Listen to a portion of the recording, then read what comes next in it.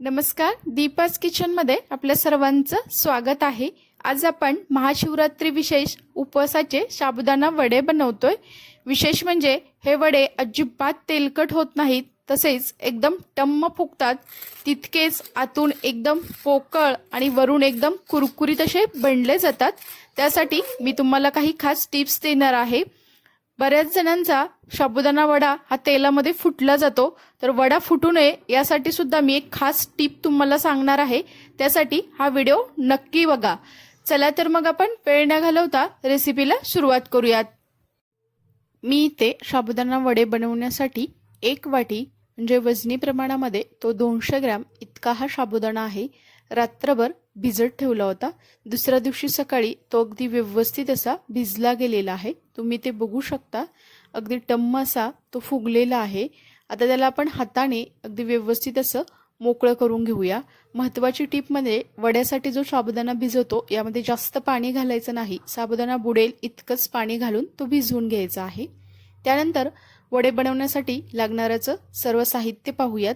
इथे मी एक वाटी इतका जाडसर कुटलेला शेंगदाण्याचा कूट घेतलेला आहे, तसेच 3 मीडियम आकाराचे बटाटे उकडून घेतलेले आहेत, तसेच 3 ते 4 हिरव्या मिरच्या मिक्सरमध्ये बारीक करून घेतलेल्या आहेत, तसेच चवीनुसार इथं मीठ घ्यायचं आहे आणि 1 चमचा मी ते लाल मिरची पावडर घेतलेली आहे। त्यानंतर आपण हा मोकळा करून घेतलेला साबुदाणा एका दुसऱ्या पसरट भांड्यामध्ये काढून घेऊयात आणि त्यामध्ये बाकीचे राहिलेले सर्व जिन्नस घालूयात। तर इथे सुरुवातीला मी 3 बटाटे होते, ते अगदी हाताने व्यवस्थित असे कुस्करून घेतलेले आहे, ते घातलेले आहेत।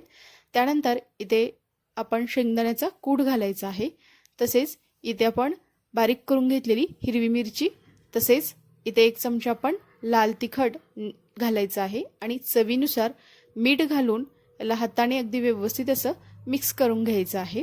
इथं महत्त्वाची टिप म्हणजे साबुदाणा वडे करत असताना ते तेलात फुटू नयेत किंवा ते अगदी व्यवस्थित असे फुगले जावेत आणि अगदी कुरकुरीत होण्यासाठी काही टिप्स आपण सांगणार आहोत। तर पहिली टिप म्हणजे तुम्ही साबुदाणा हा अगदी व्यवस्थित असा मळून घ्यायचा आहे। तुम्ही ते बघू शकता, मी त्याला चांगलं दाबून दाबून असं व्यवस्थित असं याला अगदी मळून घेत आहे। त्यामुळे आपला साबुदाणा वडा तेलामध्ये अजिबात फुटत नाही। अगदी या पद्धतीने मी हे साबुदाण्याचं वड्याचं पीठ मळून घेतलेलं आहे। आता आपण याचे वडे थापून घ्यायचे आहेत। त्यासाठी इथे आपण थोडासा तेलाचा वापर करायचा आहे, म्हणजे पीठ आपल्या हाताला अजिबात चिटकत नाही। मी असं हाताला थोडंसं तेल लावून घेतलेलं आहे। तिथून एक मी पिठाचा असा गोळा बनवून घेतलेला आहे, तो थोडासा गोल करून घ्यायचा। त्यानंतर तो दोन्ही हातांनी असा थापून घ्यायचा आहे। तर तुम्ही ते बघू शकता, मी त्याला अगदी चपटा असं हा वडा थापून घेतलेला आहे। ही आपली महत्त्वाची दुसरी टीप आहे, ते म्हणजे वडे तुम्ही कधीही असे चपटे थापून घ्यायचे आहेत आणि त्याच्या कडा सुद्धा अगदी व्यवस्थित अशा मी करून घेतलेल्या आहेत। त्यामुळे हा वडा अगदी टम्म असा फुगला जातो, आतून पोकळ सुद्धा बनला जातो आणि वरून तितकाच क्रिस्पी सुद्धा होतो। तर इथे आपले अशा प्रकारे सर्व वडे थापून झालेले आहेत। तर या प्रमाणामध्ये साधारणतः 14 वडे आपले बनवून झालेले आहेत आणि हा छोटासा एक 15वा वडा आपला बनला गेलेला आहे। इकडे आपण आता वडे तळून घ्यायचे आहेत। त्यासाठी गॅसवरती कढई गरम करून घेतली आहे। कढईमध्ये आपण पुरेसं तेल घालून घेऊयात। तेल सुद्धा मध्यम आचेवरती मी गरम करून घेतलेलं आहे। त्यामध्ये आता आपण वडे घालायचे आहेत। तर इथे मी सुरुवातीला 2च वडे तळून घेणार आहे, कारण इथे माझी छोटी कढई आहे, त्यामुळे मी 2च वडे घातलेले आहेत। आता मध्यम आचेवरती हे वडे आपण अगदी लालसर असा कलर येईपर्यंत आपण तळून घ्यायचे आहेत।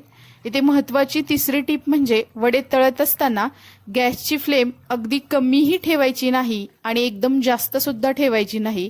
तर मध्यम गॅसवरती हे वडे आपण तळून घ्यायचे आहेत आणि त्याला अधूनमधून सतत हलवत राहायचं आहे, नाहीतर एकाच बाजूने वडे तळले जातात आणि दुसरी बाजू एकदम ती फुगली जाते आणि वडा फुटण्याची शक्यता असते।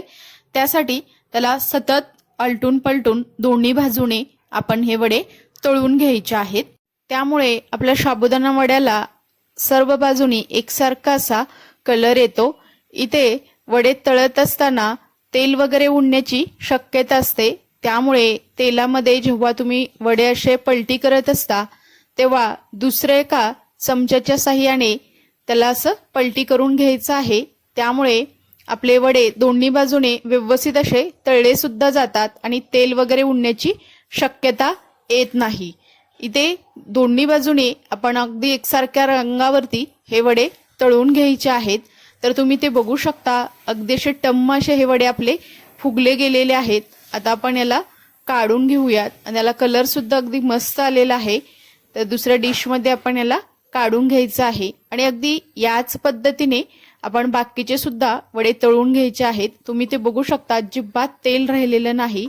तर दुसरे सुद्धा वडे आपण असेच तळून घेणार आहोत.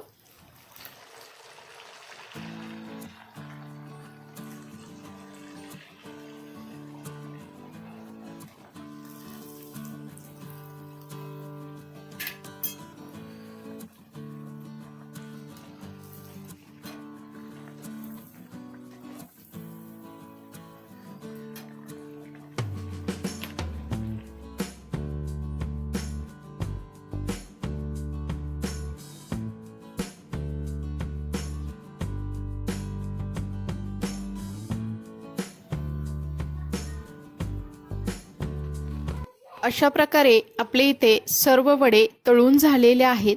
सर्व वड्यांना अगदी एकसारखा असा कलर आलेला आहे आणि तितकेच हे मस्त असे टम्म असे फुगले सुद्धा आहेत. आता इथे तुम्ही ऐकू शकता, वडे अगदी वरून कुरकुरीत असे बनले गेलेले आहेत आणि आतून तितकेच एकदम पोकळ सुद्धा झालेले आहेत. आता आपण हे वडे दह्यासोबत सर्व करूयात किंवा तुम्ही उपवासाला चालणारी खोबऱ्याची चटणी सुद्धा यासोबत बनवू शकता. तर तुम्ही नक्की उपवासाला अशा प्रकारचे साबुदाणा वडे करून बघा. तर इथे आपण एक वडा असा थोडासा फोडून बघूयात. आतून एकदम असा पोकळ असा बनला गेलेला आहे आणि तो अगदी व्यवस्थित असा तळला सुद्धा आहे. ही रेसिपी तुम्हाला कशी वाटली हे मला नक्की कमेंट्समध्ये सांगा. तुम्ही सुद्धा या पद्धतीने नक्की साबुदाणा वडा करून बघा. 100% तुमचा वडा अगदी कुरकुरीत असा बनला जाईल. जर रेसिपी आवडली असेल तर दीपाज किचन या यूट्यूब चॅनेलला लाईक, शेअर आणि सबस्क्राईब करायला विसरू नका आणि शेजारील बेल आयकॉनवरती क्लिकसुद्धा करा, कारण तुम्हाला अशा छान छान साध्या, सोप्या आणि एकदम झटपट होणाऱ्या रेसिपी पाहायला मिळतील. नंतर भेटूया आपण अशाच एका छान अशा रेसिपीसोबत. तोपर्यंत सर्वांना धन्यवाद आणि जाता जाता सर्वांना महाशिवरात्रीच्या खूप खूप शुभेच्छा.